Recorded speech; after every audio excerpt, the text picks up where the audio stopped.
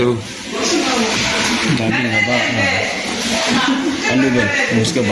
Allongé sur un lit de l'hôpital La Quintini de Douala, Mohamed Sali, conducteur de moto-taxi, annoncé pour mort après avoir reçu une balle d'un agent de police la veille lors d'un contrôle de routine au lieu dit Padre Pio à Aquanor, peut rendre grâce au très haut.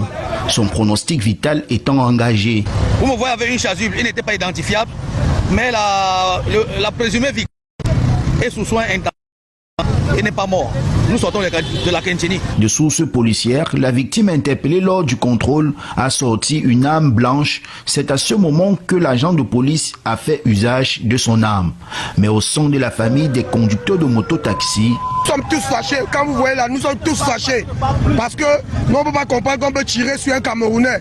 Hein? Quel qu'en soit ce qui se passe au pays, on n'a pas le droit de tirer sur un Camerounais à bout portant. Hein?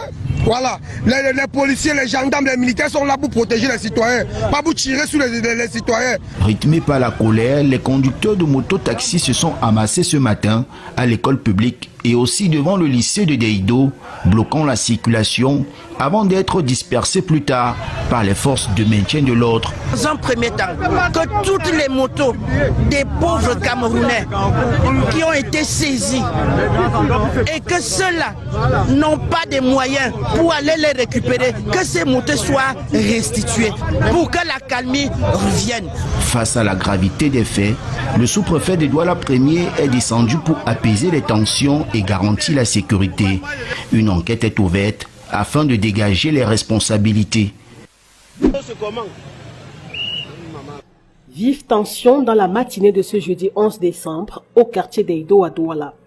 Un agent de police a ouvert le feu sur un conducteur de moto-taxi vers 3 h du matin alors que celui-ci était stationné après avoir déposé une cliente.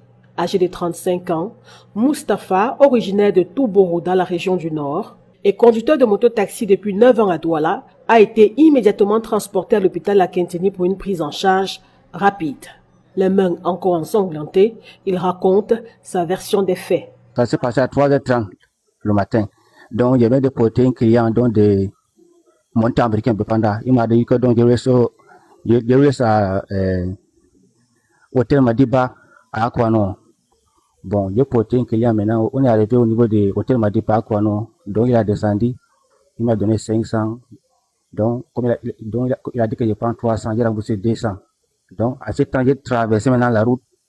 Il s'est garé à côté. J'ai sorti mon téléphone. Je vais juste regarder l'air. Les gens ont marqué un téléphone comme ça, l'Android.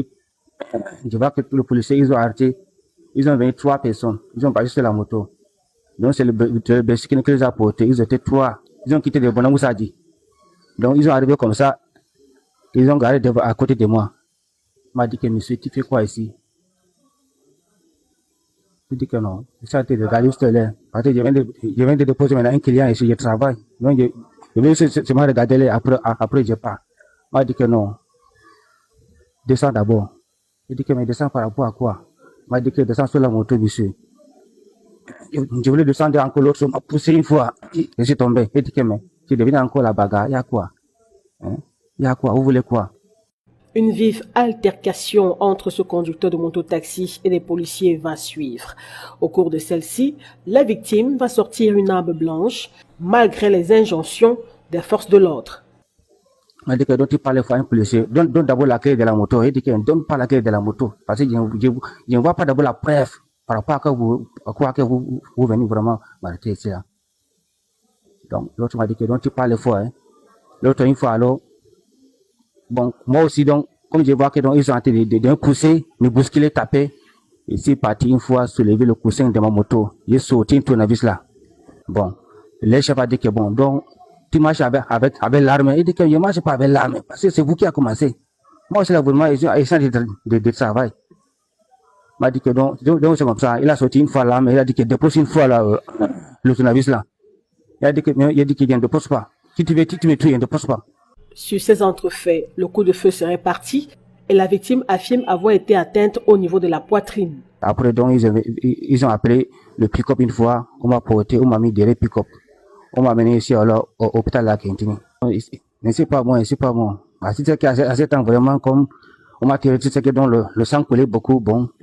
Je suis juste évanoui, mais c'est pas vraiment, c'est pas moi. Une information qui bat en brèche la rumeur annonçant le décès du conducteur de moto-taxi. Et au moment où nous produisons ce reportage, les autorités n'ont pas encore fait de communication officielle sur les circonstances de cet incident.